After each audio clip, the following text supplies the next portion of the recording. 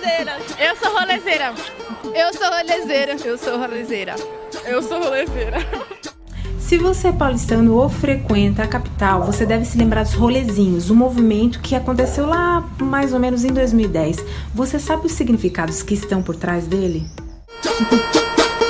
Rolezeira, pra mim é curtição, é sair. Os rolezinhos eram muito mais do que encontro de jovens ou ostentação da cultura funk periférica. Eles nos mostraram como que as periferias encontraram maneiras de se manifestarem em ambientes que insistiam segregá-las. Vou trazer um pouquinho de semiótica agora.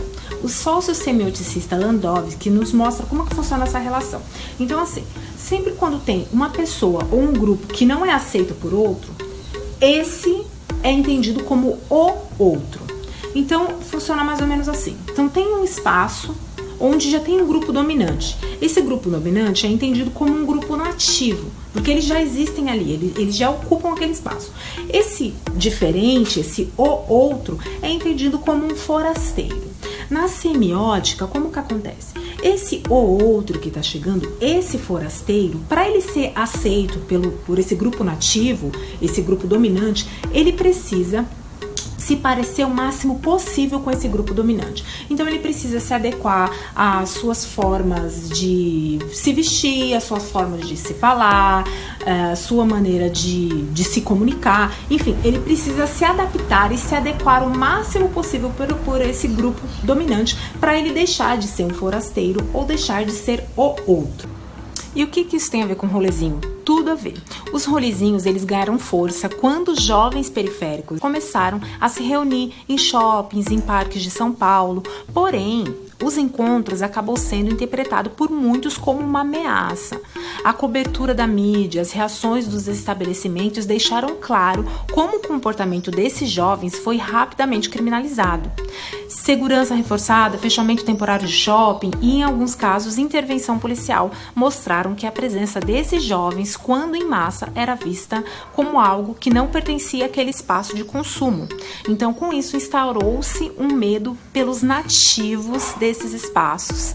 Um medo relacionado principalmente ao que esses jovens, ao que esse outro simbolizava, a presença periférica em um espaço historicamente reservado para outras classes econômicas. Estigma, medo, incômodo, aqui começamos a entender a segregação de espaços públicos que não estavam disponíveis para atender todos os corpos e todas as estéticas.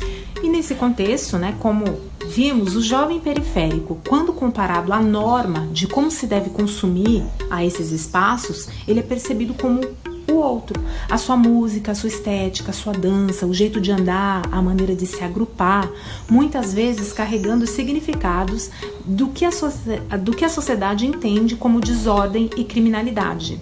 Então, isso desafia as expectativas e rompe com a norma de quem é e como deveria frequentar certos ambientes.